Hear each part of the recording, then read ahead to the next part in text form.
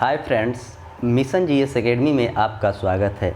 Daily की तरह जो मैं सुबह में 50 क्वेश्चन का टेस्ट जो लेते थे वह सुबह में आपको 7 बजे टेलीग्राम में इसका पीडीएफ डाला जाता था। लेकिन कुछ दिनों से टाइम टेबल इसका थोड़ा सा गड़बड़ हो गया है, क्योंकि मेरा जो डेस्कटॉप है वह ख़राब हो चुका है। कल टाइपिंग हुआ और वह ख़राब हो गया और उसमें डाउनलोड नहीं हो पाया था, इसीलिए लेट से आज पीडीएफ डाला गया है। तो मैं आशा करता हूं कि आप लोग लेट से ही आप लोग को मिला तो आप लोग इसे ज़रूर बनाइएगा। इसका डिस्कशन यूट्यूब पर मैं डाल देता हूं, यहाँ से आप मिलाइएगा और कमेंट बॉक्स में आप ज़रूर बताइएगा कि आपका स्कोर कितना आ रहा है। और बहुत ही जल्दी ये समस्या दूर हो जाएगी। जैसे ही डेस्कटॉप बन के आएगा, आपको जैसे समय से 7 बजे दिया जाता था वैसे ही 7 बजे आपको मिलेगा। इसमें 50 जो क्वेश्चन रहते हैं वो बिहार दरोगा के पैटर्न पर आधारित क्वेश्चन रहते हैं। जैसे आपके एग्ज़ाम में क्वेश्चन हर सब्जेक्ट से हर जगह से उठाया जाता है, वैसे ही इसमें 50 क्वेश्चन में आपको हर जगह से उठाया जाता है। जैसे हिस्ट्री हो गया, हिस्ट्री में मिडाइवल होता है, आधुनिक भारत होता है और प्राचीन भारत होता है। इंडियन ज्योग्राफी हुआ, कुछ विश्व के भूगोल का भी क्वेश्चन रहते हैं, मिसलेनियस का क्वेश्चन रहते हैं, साइंस में बायोलॉजी, केमिस्ट्री, फिजिक्स का क्वेश्चन रहता है और इंडियन पॉलिटी का क्वेश्चन रहते हैं और इकोनॉमिक्स का भी क्वेश्चन डाला जाता है। यानी कि कोई ऐसा पर्सन नहीं है जो कि इसमें छोड़ा जाता है। जैसे आपके एग्ज़ाम में क्वेश्चन पूछता है और सप्ताह में एक दिन बिहार दरोगा का भी टेस्ट होगा, उसको भी बहुत ही जल्द क्लियर कर देंगे, उसका भी समय। तो मैं आशा करता हूँ कि आप लोग ज़रूर इस बात को फॉलो करते होंगे। और शाम को जो ग्रुप डिस्कशन लाइव होता है उसमें आप लोग ज़रूर भाग लीजिए। 6:30 बजे से 8:30 बजे तक चलता है। इसका होमवर्क टेलीग्राम में दिया जाता है। कोई भी इन्फॉर्मेशन होता है वह टेलीग्राम में ही आपको मिलेगा। टेलीग्राम का लिंक वीडियो के डिस्क्रिप्शन में है और जिस नाम से चैनल है उसी नाम से टेलीग्राम चैनल भी है, आप जाकर ज्वाइन कर लीजिए और सारे इन्फॉर्मेशन जो भी होमवर्क दिया जाता है वहाँ से पढ़ें और शाम को ग्रुप डिस्कशन लाइव में ज़रूर भाग लें। तो आज का सेट नंबर 16 है। अभी तक मैं 15 सेट का वीडियो अपलोड कर दिया हूँ और उसका पीडीएफ भी टेलीग्राम में उपलब्ध है। तो सेट नंबर 16 का देखते हैं कि पहला क्वेश्चन क्या कहता है क्या नहीं कहता। आइए,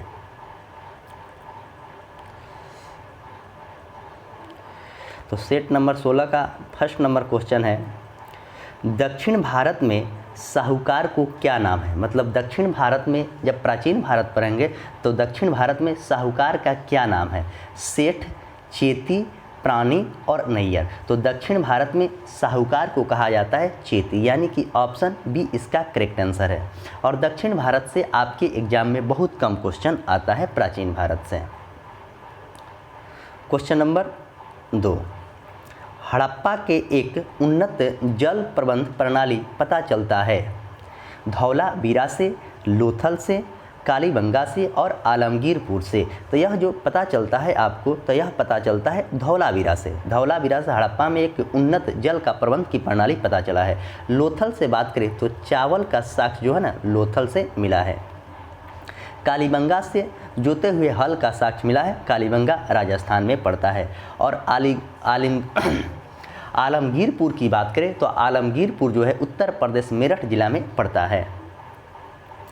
आइए क्वेश्चन नंबर 3। क्वेश्चन नंबर 3 कह रहा है कि निम्नलिखित मगध के राजवंशों के कालानुक्रम अनुसार रखिए। मतलब इसको सजाना है, नंदवंश, शिशु नागवंश, मौर्य वंश और हर्यक वंश। तो इसे सजाना है। तो नंद वंश की बात करें तो 344 बीसी होगा। वही शिशु नाग वंश की बात करें तो 412 बीसी होगा। वही मौर्य वंश की बात करें तो मौर्य वंश के हो जाएगा आपको 322 मौर्य वंश हो जाएगा। और हर्यक वंश की बात करें तो यह 544 हो जाएगा। यह सब बीसी में।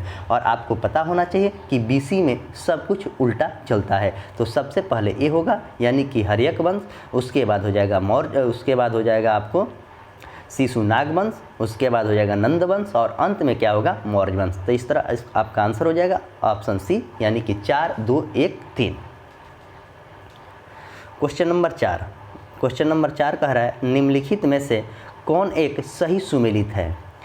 खुलदाबाद शेख सलीम चिश्ती का मकाबरा है, फतेहपुर सिकड़ी एतमादौला का मकाबरा है, आगरा की बात करें तो औरंगजेब का मकाबरा है और दिल्ली की बात करें तो अब्दुल रहीम खान खाना की मकाबरा है। तो इसमें क्या पूछा गया है, सही पूछा गया है। तो इसका आंसर हो जाएगा आपको ऑप्शन डी, दिल्ली में अब्दुल रहीम खान खाने का मकाबरा है। आगरा में औरंगजेब का मकाबरा नहीं है, यह गलत है। क्वेश्चन नंबर 5, बिहार पर बख्तियार खिलजी के हमले का पहला विवरण प्राप्त हुआ था? बिहार में बख्तियार खिलजी का जो पहला हमले का विवरण प्राप्त हुआ था वह कहाँ पे हुआ था? तारीख हिंद में, तबाक नासरी में, ताज उल मिसर से, तारीख मुबारक शाही से। तो यह किससे प्राप्त हुआ था? तो ऑप्शन बी इसका करेक्ट आंसर है, यानी कि तबाक नासरी से हुआ था, तबाक नासरी। क्वेश्चन नंबर 6 मिलान करना है। क्वेश्चन नंबर 6 कह रहा है कि एक तरफ व्यक्ति का नाम है और उसका संबंध है, तो आइए इसे मिलाते हैं। क्वेश्चन नंबर 6, तो कबीर की बात करें तो कबीर का संबंध जो है ना, यह आपको मोची से है। रविदास के संबंध की बात करें, अच्छा ये इसको मिलान करना है ना, कबीर का संबंध बुनकर से है, रविदास का जो है मोची से है। और नामदेव की बात करें तो नामदेव का संबंध है आपको दर्जी से, और सेना का है हजमा से। तो इस तरह इसका आंसर हो जाएगा ए का 1, बी का 4, सी का 3 और डी का 2, यानी कि ऑप्शन ए इसका करेक्ट आंसर है। क्वेश्चन नंबर 7, सर आयरकुट निम्नलिखित में से किससे संबंध थे? सर आयरकुट वांडीवास के युद्ध से, अड्यार के युद्ध से, आम्बुर का युद्ध से और आरकोट के घेराबंदी से। तो इसका आंसर हो जाएगा आपको वांडीवास का युद्ध। वांडीवास के युद्ध की बात करें तो 1760 में वांडीवास का युद्ध हुआ था। आम्बर के युद्ध की बात करें तो आम्बर का युद्ध 1749 में आम्बर का युद्ध हुआ था। तो ये दोनों युद्ध को आप अच्छे से याद रखेंगे। क्वेश्चन नंबर 8, क्वेश्चन नंबर 8 कह रहा है राउंड टेबल कॉन्फ्रेंस के समय इंग्लैंड के प्रधानमंत्री कौन था? राउंड टेबल उसी को कहा जाता है गोलमेज सम्मेलन, जो कि 1932 में हुआ था। उस समय इंग्लैंड के प्रधानमंत्री कौन था? तो जेम्स रेमजे मैकडोनाल्ड था, यानी ऑप्शन डी इसका करेक्ट आंसर है। क्लीमेंट एटली की बात करें तो क्लीमेंट एटली आज़ादी के समय यानी कि 1947 में इंग्लैंड के प्रधानमंत्री क्लीमेंट एटली था, और भारत छोड़ो आंदोलन के समय चर्चिल था इंग्लैंड के प्रधानमंत्री। तो ये सब बात आपको याद होना चाहिए। क्वेश्चन नंबर 9, फराजी आंदोलन की शुरुआत किसने की थी? फराजी आंदोलन जो है इसका शुरुआत किसने किया था? हाजी शरीयतुल्लाह, सैयद अहमद, समीउल्लाह और एम जिन्ना। तो यह किया गया था हाजी शमीउल्लाह के द्वारा। क्वेश्चन नंबर 10, क्वेश्चन नंबर 10 कह रहा है निम्नलिखित में से किस वर्ग ने 1857 के सिपाही विद्रोह में भाग नहीं लिया था? खेतिहर ने, साहूकार ने, किसान ने, जमींदार ने। तो इसमें भाग नहीं लिया था साहूकार ने, खेतिहर लिया था, किसान लिया था और जमींदार लिया था। 1857 की क्रांति 10 मई को स्टार्ट हुआ था, 10 मई को स्टार्ट हुआ था मेरठ से। क्वेश्चन नंबर 11, पश्चिमी शिक्षा का श्री गणेश किस स्वतंत्रता सेनानी के द्वारा किया गया था? राजा राम मोहन राय के द्वारा, लाल बहादुर शास्त्री के द्वारा, नेताजी सुभाष चंद्र बोस के द्वारा और सरदार पटेल के द्वारा। तो पश्चिमी शिक्षा के श्री गणेश किया था राजा राम मोहन के द्वारा। ऑप्शन ए इसका करेक्ट आंसर है, राजा Ram Mohan Roy. Question number 12, question number 12 कह रहा है कि निम्नलिखित को सुमेलित कीजिए, यानी कि मिलाना है। आचार्य विनोबा भावे जो है यह आपको भूदान आंदोलन से संबंधित है। मदर टेरेसा की बात करें तो यह आपको मिशनरीज ऑफ चैरिटीज से है। राजा राम मोहन राय की बात करें तो यह ब्रह्म समाज से हैं। और गोपाल कृष्ण गोखले की बात करें तो सर्वेंट ऑफ सोसाइटी, जो कि 1905 में इसकी स्थापना इन्होंने किया था। तब आइए इसको मिलाना है। ए का 2, बी का 4, सी का 1 और डी का हो जाएगा आपको 3। तो इस तरह इसका आंसर हो जाएगा ऑप्शन बी। ऑप्शन बी में इसका करेक्ट आंसर है, क्योंकि ऑप्शन बी में 2 जगह 1 हो गया है, यानी कि सी का 1 होना चाहिए, यानी 1 होगा, यहाँ पे मिसप्रिंट हो गया है। क्वेश्चन नंबर 13, क्वेश्चन नंबर 13 कह रहा है किसने खिलाफत आंदोलन को हिंदू और मुसलमानों की एकता का एक ऐसे अवसर के रूप में देखा जो 100 वर्षों में पुनः प्रस्तुत नहीं होगा? अली बंधु, अबुल कलाम आज़ाद, महात्मा गांधी और खान अब्दुल गफ्फार खां। तो इसका आंसर हो जाएगा महात्मा गांधी। महात्मा गांधी थे। अगला क्वेश्चन, क्वेश्चन नंबर 14, कानपुर षड्यंत्र मुकदमा में किस आंदोलन के नेताओं के विरोध हुआ था? कानपुर जो षड्यंत्र मुकदमा हुआ था उसमें किस आंदोलन के नेताओं का विरोध हुआ था? तो खिलाफत आंदोलन, असहयोग आंदोलन और साम्यवादी आंदोलन, क्रांतिकारी आंदोलन। तो इसका आंसर हो जाएगा आपको ऑप्शन सी यानी कि साम्यवादी आंदोलन। खिलाफत आंदोलन की बात करें तो 1919 में खिलाफत आंदोलन हुआ था। असहयोग आंदोलन 1920 में हुआ था और क्रांतिकारी काकोरी कांड यहाँ पर होना चाहिए। काकोरी कांड जो हुआ था आपको 1925 में 9 अगस्त को हुआ था। क्वेश्चन नंबर 15, भारतीय नागरिक को मौलिक अधिकार का वर्णन है। भारतीय नागरिक है जो कि मौलिक अधिकार का वर्णन है। संविधान के अनुच्छेद 12 से 35, संविधान के अनुच्छेद 12 से 36, संविधान के अनुच्छेद 36 से 51 और संविधान के अनुच्छेद 14 से 18। तो इसका आंसर हो जाएगा आपको ऑप्शन ए यानी कि 12 से लेकर 35 तक। और संविधान जो 14 से 18 यह समानता का अधिकार है। क्या है? समानता का अधिकार है। और 36 से 51 राज्य के नीति निष्पक्ष तत्व की बात कही गई है। क्वेश्चन नंबर 16, संविधान सभा में निम्नलिखित में से कौन सी महिला सदस्य नहीं है? क्वेश्चन बहुत ही अच्छा है। संविधान सभा में सबसे पहले बता दें कि 15 महिलाओं थी, उसमें पूछा गया कि कौन से इसमें महिला नहीं है। तो राजकुमारी अमृता कौर यह है, सुचिता कृपलानी ये भी है और बचा आपको ऑप्शन बी और डी। तो नलिनी सिंह गुप्त और मालती चौधरी। तो इसमें मालती चौधरी है लेकिन नलिनी सिंह गुप्त नहीं है। यह कांग्रेस के अध्यक्ष बनी थी 1933 में। कांग्रेस के महिला अध्यक्ष बनी थी 1933 में। क्वेश्चन नंबर 17, राष्ट्रपति के मौलिक अधिकार के संबंधित शक्तियां किस देश के संविधान से लिया गया है? अमेरिका से, आयरलैंड से, जर्मनी से और ऑस्ट्रेलिया से। तो क्वेश्चन पूछा गया है कि राष्ट्रपति के मौलिक अधिकार के संबंधित शक्तियां, तो यह आपको जर्मनी के संविधान से लिया गया है। अमेरिका से बात करें तो मौलिक अधिकार लिया गया है। आयरलैंड से नीति निर्देशक तत्व लिया गया है और ऑस्ट्रेलिया की बात करें तो ऑस्ट्रेलिया से समवर्ती सूची लिया गया है। तो चारों ऑप्शन को आप जरूर नोट कर लीजिएगा। क्वेश्चन नंबर 18 कह रहा है कि राष्ट्रपति के द्वारा प्रख्यापित अध्यादेश के संदर्भ में निम्नलिखित में से कौन सा कथन इसमें सही है? तो राष्ट्रपति द्वारा घोषित अध्यादेश शक्ति कानून के समतुल्य ही है। संसद के दोबारा बैठने पर बैठक की तारीख जो है 3 सप्ताह के बाद अध्यादेश निष्क्रिय हो जाता है। तो यह आपको गलत है, तो सही को चुनना था। तो ऑप्शन ए इसका करेक्ट आंसर है। आइए देखते हैं इसका ऑप्शन अगले पेज में है। तो केवल ऑप्शन बी इसका सही आंसर है यानी कि केवल ए इसका आंसर सही है। क्वेश्चन नंबर 19, भारतीय संविधान में कितनी अनुसूचियां हैं? तो भारतीय संविधान में अनुसूचियां की बात करें तो 12 अनुसूचियां हैं। वर्तमान में 12 अनुसूचियां है। यहीं पर मूल संविधान में लगाता तब इसका आंसर 8 हो जाता और 22 भाग है। क्वेश्चन नंबर 20, संविधान के किस संशोधन के द्वारा केंद्रीय मंत्रियों की संख्या लोकसभा के कुल सदस्यों का 15% सीमित कर दी गई है और लेकिन 12 से कम होना भी नहीं चाहिए। मंत्री 12 से कम होना भी नहीं चाहिए। तो 92वां संविधान संशोधन, 86वां संविधान संशोधन, 91वां और 93वां संविधान संशोधन। इसका आंसर क्या हो जाएगा? आपको ऑप्शन सी यानी कि 91वां संविधान संशोधन। 86वां संविधान संशोधन की बात करें तो 6 वर्ष से 14 वर्ष के बच्चों को निःशुल्क शिक्षा की बात कही गई थी। यह 2002 में हुआ था। क्वेश्चन नंबर 21, अपने उड़ान पथ में अवरोधक की पहचान के लिए चमगादड़ जो है निम्नलिखित में से किस तरंग की उपयोग करता है? अवरक्त तरंग, पाराश्रव्य तरंग, अश्रव्य तरंग और श्रव्य तरंग। तो इसका आंसर हो जाएगा पाराश्रव्य तरंग को करता है। श्रव्य तरंग की बात करें तो मानव श्रव्य तरंग को सुनता है और अश्रव्य की बात करें तो कुत्ता बिल्ली सुनता है। और रक्त किरण का प्रयोग रिमोट में किया जाता है। क्वेश्चन नंबर 22, मेघाच्छादित रातें स्वच्छ रातों की तुलना में किसके कारण अधिक गर्म होता है?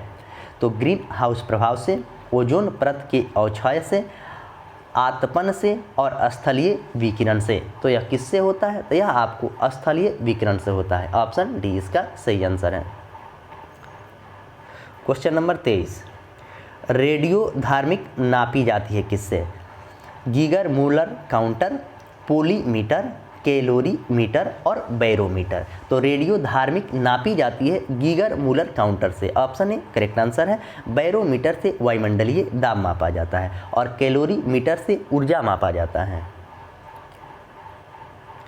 क्वेश्चन नंबर 24, जब किसी तत्व के परमाणु की एक से ज़्यादा द्रव्यमान संख्या होती है उसे क्या कहते हैं? जब किसी तत्व के परमाणु के द्रव्यमान संख्या एक से ज़्यादा होता है उसे क्या कहा जाता है? आइसोबार कहा जाता है कि आइसोटोप कहा जाता है कि आइसोमोर कहा जाता है? तो इसका आंसर हो जाएगा उसे आइसोटोप कहा जाता है। इसे यानी कि उसे समस्थानिक कहा जाता है। क्या कहा जाता है? समस्थानिक कहा जाता है, जिसका द्रव्यमान संख्या अलग अलग और प्रोटॉन परमाणु संख्या सेम होता है। क्वेश्चन नंबर 25, बॉक्साइट अयस्क किसका निष्कर्षण से किया जाता है? यानी कि बॉक्साइट का जो निष्कर्षण होता है वह किससे होता है? तांबा से, लोहा से, सोना से और एल्युमिनियम से। तो इसका आंसर हो जाएगा आपको ऑप्शन डी, एल्युमिनियम से बॉक्साइट का निष्कर्षण किया जाता है। तांबा के निष्कर्षण की बात करें तो क्यूप्रिक ऑक्साइड से किया जाता है, लोहा के हेमेटाइट से किया जाता है और सोना को औरम से किया जाता है। सोना को किससे किया जाता है? तो औरम से सोना का निष्कर्षण किया जाता है। अगला क्वेश्चन, क्वेश्चन नंबर 26, अग्निशामक के लिए हम किसका प्रयोग करते हैं? अग्निशामक के लिए हम किसका प्रयोग करते हैं? हाइड्रोजन को, कार्बन मोनोऑक्साइड के, मार्स गैस के और कार्बन डाइऑक्साइड के। तो अग्निशामक के लिए हम प्रयोग किसका करते हैं? तो यह प्रयोग करते हैं कार्बन डाइऑक्साइड के। CO की बात करें तो यह कार्बन मोनो होता है जो कि मोटर वाहन से निकलता है, और CH4 जिसे गोबर गैस, मार्स गैस और हंसने वाली भी गैस कहा जाता है। क्वेश्चन नंबर 27, प्रयोगशाला में सर्वप्रथम DNA का संश्लेषण किसने किया था? प्रयोगशाला में सबसे पहले DNA का जो संश्लेषण किया था वह किसने किया था? मिलर ने, खुराना ने, वाटसन एवं क्रिक ने, और ऑप्शन डी की बात करें तो डिंगोजी ब्रिज ने। तो इसका आंसर हो जाएगा आपको इसका आंसर होगा आपको ऑप्शन बी हो जाएगा, यानी कि खुराना के द्वारा किया गया था।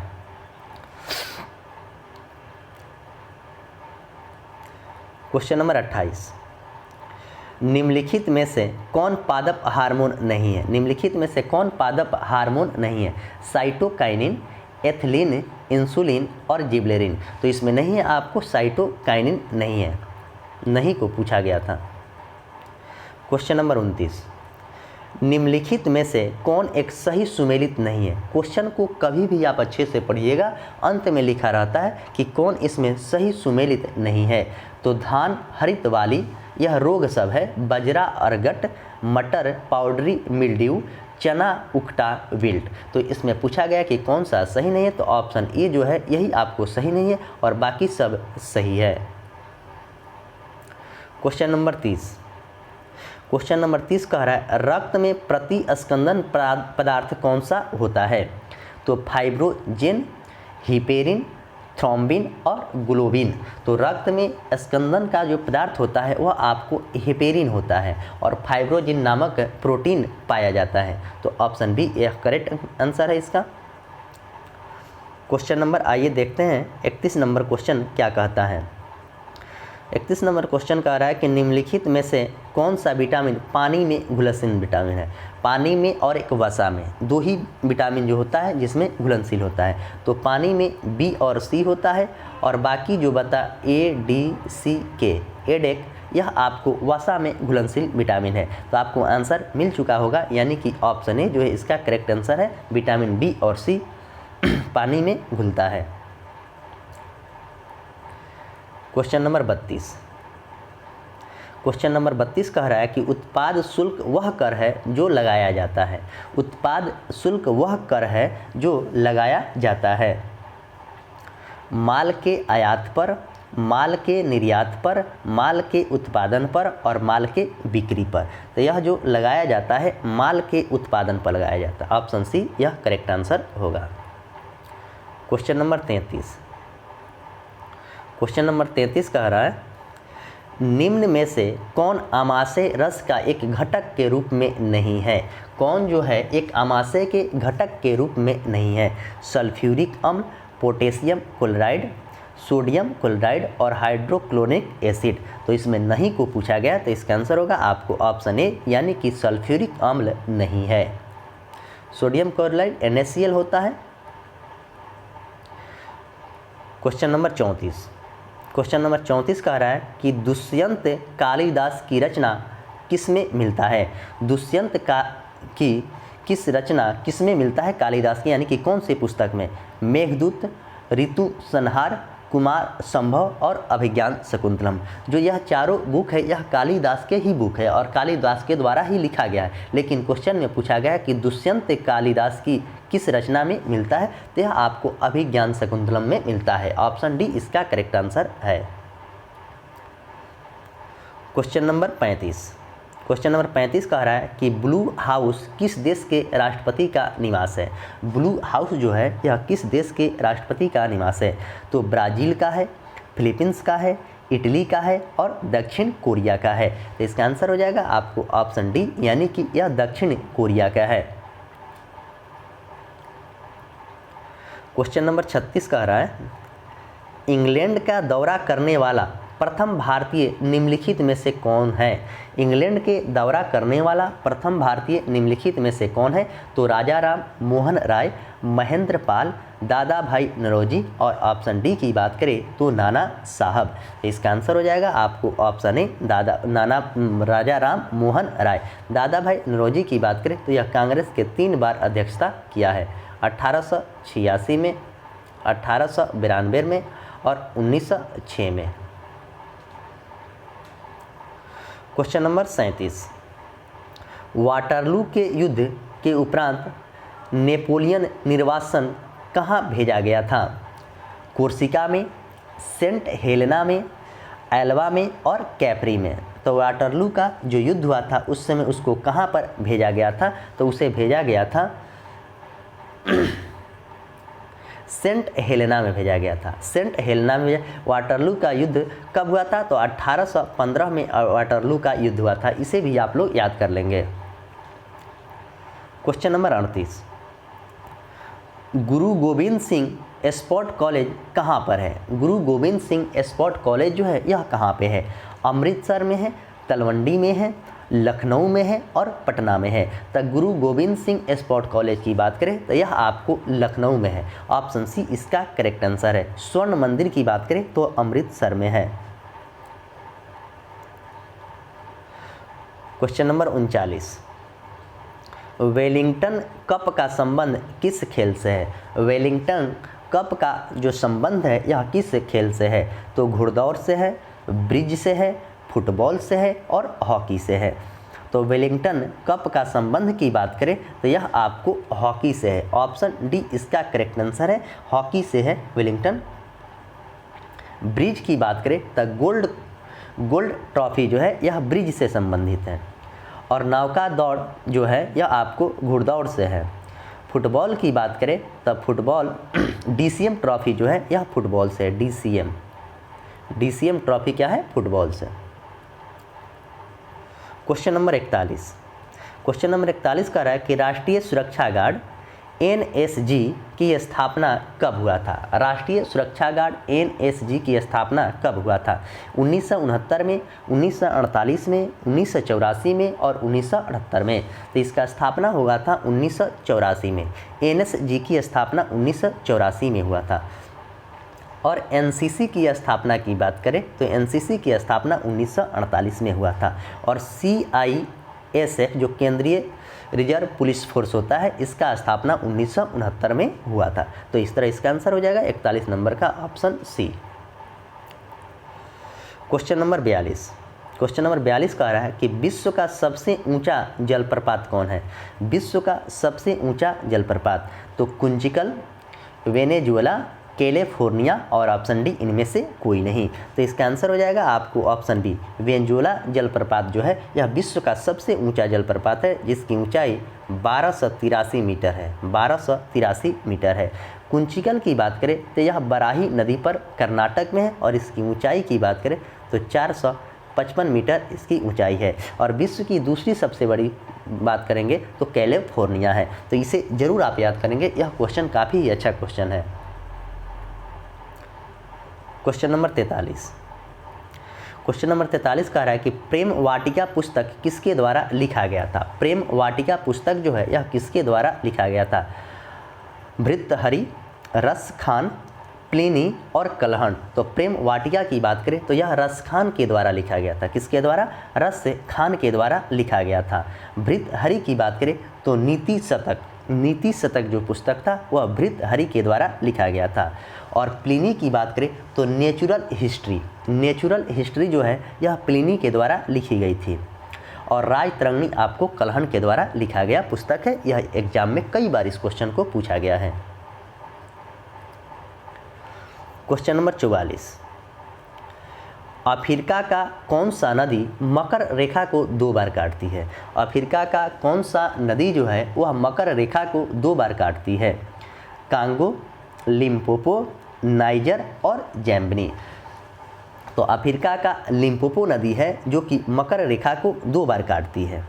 नाइजर नदी को तिल नदी के नाम से भी जाना जाता है। आइए अगला क्वेश्चन देखते हैं। Question number 45।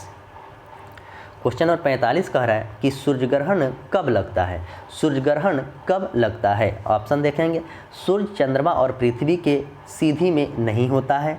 पृथ्वी सूर्य और चंद्रमा के बीच में आता है।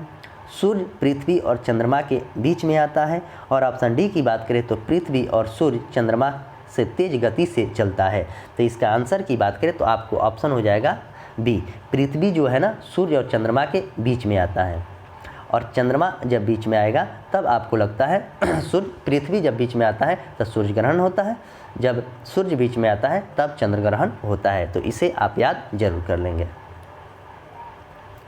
क्वेश्चन नंबर 46, अफ्रीका देश यानी कि घाना का पुराना नाम क्या है? अफ्रीका देश यानी कि घाना का पुराना नाम क्या है?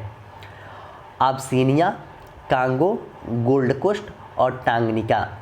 तो अफ्रीका देश घाना का पुराना नाम की बात करें तो इसका नाम है गोल्ड कोस्ट। ऑप्शन सी इसका करेक्ट आंसर है। Question number 47।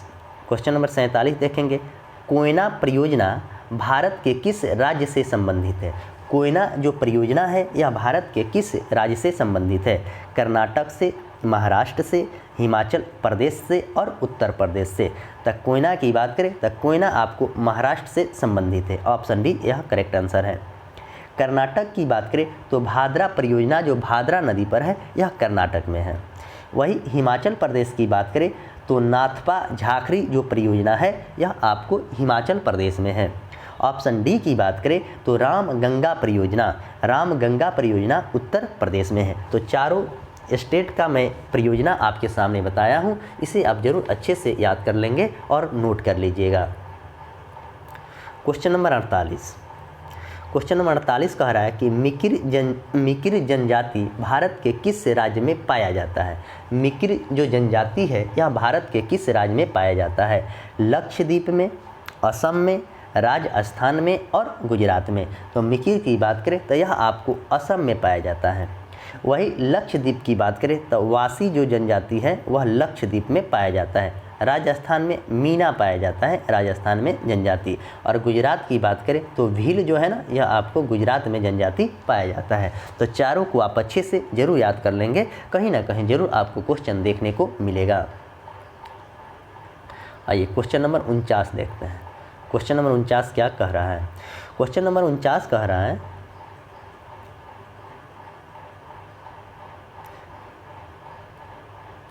क्वेश्चन नंबर 49 कह रहा है कि गल्फ स्ट्रीम क्या है? गल्फ स्ट्रीम जो है यह क्या है? आंध्र महासागर की ठंडी जलधारा, प्रशांत महासागर की ठंडी जलधारा, आंध्र महासागर की गर्म जलधारा और प्रशांत महासागर की गर्म जलधारा। तो इसका आंसर की बात करें तो इसका आंसर हो जाएगा आपको ऑप्शन सी यानी कि आंध्र महासागर की गर्म जलधारा है जो कि गल्फ स्ट्रीम यही कहता है।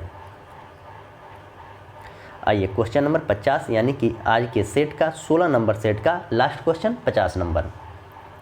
गंगा नदी पर बसा सबसे बड़ा शहर कौन सा है? गंगा नदी पर बसा सबसे बड़ा शहर पूछा गया है।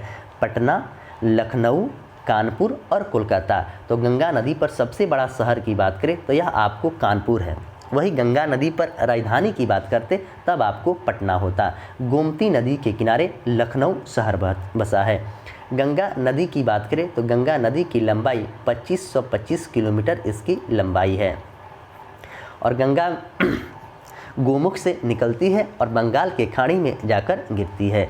गंगा की सबसे बड़ी सहायक नदी की बात करें तो गंगा की सबसे बड़ी सहायक नदी यमुना है। तो इस तरह आज मैं 50 क्वेश्चन के आपके सामने काफ़ी किफ़ायती तरीके से इसका डिस्कशन किया हूँ, जो कि आपके एग्ज़ाम में के लिए बहुत ही कार्यरत साबित होगा। तो मैं आशा करता हूं कि आप लोग को यह डिस्कशन और यह टेस्ट सीरीज काफ़ी अच्छा लगता होगा। तो आप लोग ज़रूर अपने अपने ग्रुप में शेयर कीजिएगा, अपने दोस्तों के पास शेयर कीजिएगा और लाइव ग्रुप डिस्कशन में आप लोग ज़रूर जुड़िएगा। तो इसी के साथ आज के सेशन को मैं समाप्त कर रहा हूँ। अभी कुछ टाइम टेबल में गड़बड़ी आ रही है, तो यह भी सुधर जाएगा बहुत जल्द। चलिए धन्यवाद, मिलेंगे शाम को 6:30 बजे, तब तक के लिए धन्यवाद।